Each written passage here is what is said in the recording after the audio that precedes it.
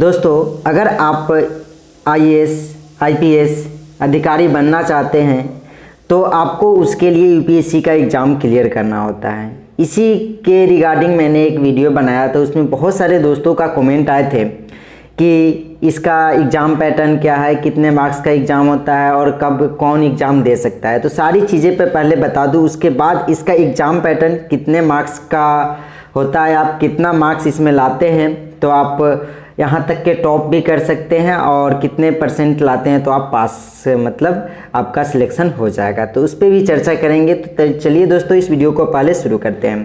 दोस्तों, यहाँ पे आप लोग देख पा रहे होंगे कि यहाँ पे आईएएस का जो भी एग्ज़ाम पैटर्न है, कितने फेज़ में एग्ज़ाम होते हैं, उस पर भी चर्चा करेंगे। दोस्तों, सबसे पहले आप लोगों को बता दूं कि अगर आप लोग आईएएस, आईपीएस या आईआरएस या अदर अधिकारी बनना चाहते हैं, जो ए लेवल का जॉब होता है, तो उसमें आपको यूपीएससी की एग्ज़ाम ही देना होगा, तभी जा कर के आप आईएएस बन सकते हैं या आईपीएस बन सकते हैं। तो उसके लिए यूपीएससी का एग्ज़ाम में आपको ग्रेजुएशन होना ज़रूरी है। कोई भी ग्रेजुएशन किसी भी सब्जेक्ट से हो सकता है।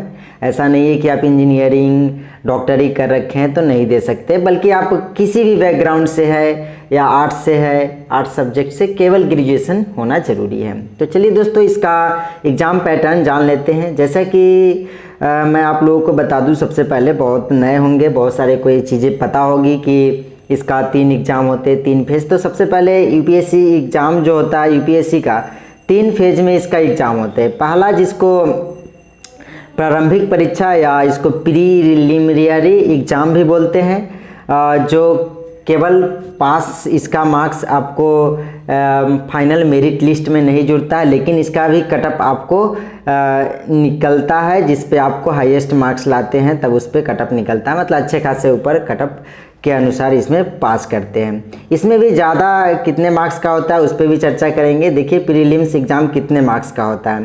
देखिए, जो प्रारंभिक परीक्षा होता है उसमें 2 पेपर होते हैं। एक तो जीएस पेपर, जिसमें सब्जेक्ट कौन कौन से आते हैं, जीएस में सारे सब्जेक्ट आ जाते हैं, जैसे history, polity, geography, science and tech, मतलब करंट अफेयर्स, ये सब सारी चीज़ें आपको उसमें जनरल स्टडीज़ में आ जाते हैं पेपर में।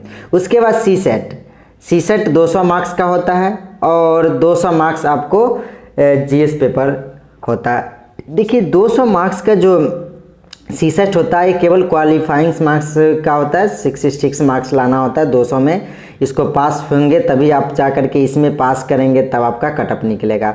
इसमें भी ज़्यादा मार्क्स नहीं, आपको इस बार 92 गया था कटअप, और इस बार जाने की संभावना है उसी के आसपास 95-96 से ज़्यादा अभी तक नहीं गया है कटअप 200 मार्क्स में। लेकिन क्वेश्चन का लेवल रहता है दोस्तों, इसलिए आपको पूरा कंसेप्ट क्लियर है। तब मैंने क्वेश्चन का भी इस बार का जो एग्ज़ाम हुआ 2021 का, उसको मैंने डाला है, तो आप देख सकते हैं। अब बात आते हैं, इसमें पास करने के बाद जो भी कैंडिडेट्स, लगभग लाखों में कैंडिडेट्स अप्लाई करते हैं, जिसमें से कुछ लाख, मतलब हज़ार और लाख के आसपास ही क्वालिफाई करते हैं मुख्य परीक्षा के लिए। देखिए, मुख्य परीक्षा में आपको क्या क्या होता है। मुख्य परीक्षा में आपको पेपर होते हैं। इसमें आपको 3 तरह के पेपर होते हैं। एक तो क्वालिफाइंग पेपर होता है, जिसमें केवल पास होना ज़रूरी होता है, और दूसरा सामान्य अध्ययन, जिससे आपको, और तीसरा आपको वैकल्पिक विषय, तो जिससे आपको, इस दोनों से आपको मेरिट में मार्क्स जुड़ते हैं। इसी दोनों से आपका फाइनल सिलेक्शन होने वाला है। लेकिन इस दोनों में भी पास होना ज़रूरी है। जैसे लैंग्वेज सब्जेक्ट कोई भी हो सकता है, एक लैंग्वेज आप हिंदी ले सकते हैं, मैथिली ले सकते हैं, बहुत सारी जो भी 22 मतलब भाषा है उसमें से कोई भी आप ले सकते हैं। उसके बाद है कि इंग्लिश 300 मार्क्स के होते हैं, जिसमें आपको पास होना ज़रूरी है। इस दोनों पेपर में आपको पास करना ज़रूरी ही है। उसके बाद मैं बात करूं वैकल्पिक विषय, सामान्य अध्ययन। सामान्य अध्ययन के 4 पेपर होते हैं। देखिए, सामान्य अध्ययन के 4 पेपर होते हैं। उसके बाद मैं वैकल्पिक विषय पे आऊँगा। 4 पेपर होते हैं, इसमें से आपको 250 मार्क्स के चारों पेपर होते हैं। आप इसमें समझ गए होंगे कि इसमें 4 जो पेपर होता है, चारों पेपर जो होता है, 4 पेपर 250 मार्क्स के। इस तरह इसमें निबंध होते, essay writing, GS paper 1, GS paper 2, GS paper 3, GS paper 4। तो इस तरह, माफ़ कीजिएगा दोस्तों, 4 बोला गया है। एक 4 पेपर होते हैं और एक निबंध का होता है। तो कुल इसमें 5 पेपर हो गए जीएस में, जिसमें एक एस्से होता है, जीएस पेपर 4 तक होता है, एक निबंध हो गया।